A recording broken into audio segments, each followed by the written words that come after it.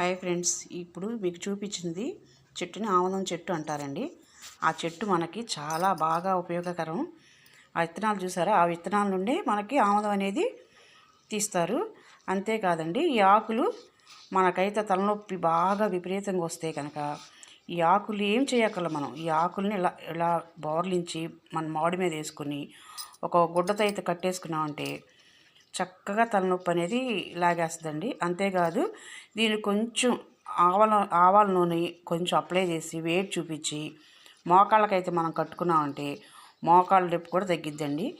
ఈ చెట్టు కనుక మీకు ఎక్కడ కనిపించినా కూడా తెచ్చుకొని చూశారు కదా. ఆ చెట్టుని ఎందుకు చూపించానంటే చూడనోళ్ళ కోసం కొంచెం తెలుస్తుంది కదా అన్నట్టుగా ఈ వీడియో చేస్తున్నాను. Thank you friends.